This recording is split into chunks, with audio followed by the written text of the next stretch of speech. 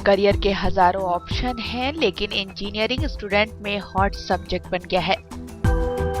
12वीं के बाद इंजीनियरिंग के लिए जरूरी है कि साइंस और मैथ स्ट्रॉन्ग हो। इंजीनियरिंग की किसी भी ब्रांच में इन दोनों सब्जेक्ट की नॉलेज जरूरी है। इस फील्ड में कुछ नया करने की तलाश में नई स्ट्रीम में करियर बनाया जा सकता है। Civil engineer public work project पर काम करते हैं। सिविल इंजीनियर बनने के लिए मैथ और फिजिक्स जरूरी है। केमिकल इंजीनियर का काम केमिकल्स और केमिकल प्रोडक्ट में आने वाली प्रॉब्लम्स का सॉल्यूशन ढूंढना होता है। इनका work area petroleum, refining, fertiliser technology, food and agriculture products processing, synthetic food, petrochemicals, synthetic fibres, coal mineral industry और इन्वायरमेंटल इंजीनियरिंग जैसे अन्य क्षेत्र में फैला होता है। मैकेनिकल इंजीनियर अब कंप्यूटेशन इंजीनियर से जुड़ चुका है, इसलिए इस ब्रांच का प्रोडक्शन पूरा कंप्यूटेशनल बेस हो गया है।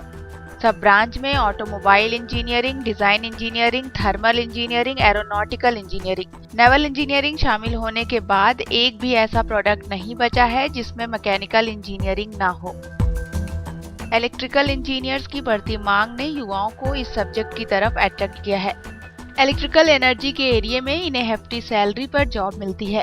इसके अलावा electrical machinery, power plants, railway, civil aviation, telecommunication और इलेक्ट्रिकल एनर्जी के डिस्ट्रीब्यूशन सिस्टम में इलेक्ट्रिकल इंजीनियर्स की डिमांड है। कंप्यूटर यूटिलिटी की वजह से कंप्यूटर इंजीनियर्स की डिमांड बढ़ गई है। कंप्यूटर साइंस में करियर के लिए मैथ, साइंस, फिजिक्स, केमिस्ट्री में पकड़ होनी चाहिए। ये सॉफ्टवेयर को डिजाइन, डेवलप और मेंटेन करते हैं। इस फील्ड से जुड़े लोगों को सॉफ्टवेयर कंपनी और IT कंपनी में जॉब मिलती है। इलेक्ट्रॉनिक्स इंजीनियरिंग में जॉब्स की काफी अपॉर्चुनिटी है और एक इलेक्ट्रॉनिक इंजीनियर इलेक्ट्रॉनिक्स डिवाइस से जुड़ा रहता है। इसके अलावा पेट्रोलियम, ऊर्जा, केमिकल इंडस्ट्री, स्टील और कृषि जैसे क्षेत्रों में भी इनकी जरूरत पड़ती है।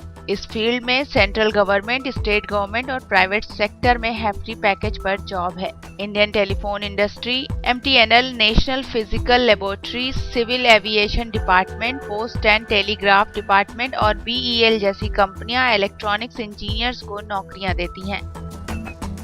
इंजीनियरिंग करियर ऑप्शन में एग्रीकल्चर इंजीनियरिंग के लिए 12th में फिजिक्स, केमिस्ट्री, मैथमेटिक्स, बायोलॉजी होना चाहिए। एरोनॉटिकल इंजीनियरिंग ऐसी फील्ड है जिसमें एरोनॉटिकल और स्पेस साइंस दोनों की स्टडी की जाती है, जैसे structural design, navigational guidance and control system, instrument and communication या production method, military aircraft, passenger plane, helicopter, satellite और रॉकेट। ऑटोमोबाइल फील्ड में भी कंपटीशन काफी बढ़ गया है, इसलिए कार डिजाइन करना इंजीनियर्स के लिए एक सपने की तरह है। जेनेटिक टेक्नोलॉजी के जरिए जीन्स की हेल्प से प्लांट्स, एनिमल्स एंड ह्यूमन में अच्छे जीन्स को डेवलप किया जाता है। जेनेटिक टेक्नोलॉजी से ही डिजीज रेसिस्टेंट क्रॉप और ड्राई अराइज क्रॉप का प्रोडक्शन होता है। इसके लिए बायोटेक्नोलॉजी, मॉलिक्यूलर बायोलॉजी, माइक्रोबायोलॉजी और बायोकेमिस्ट्री कोर्स हैं।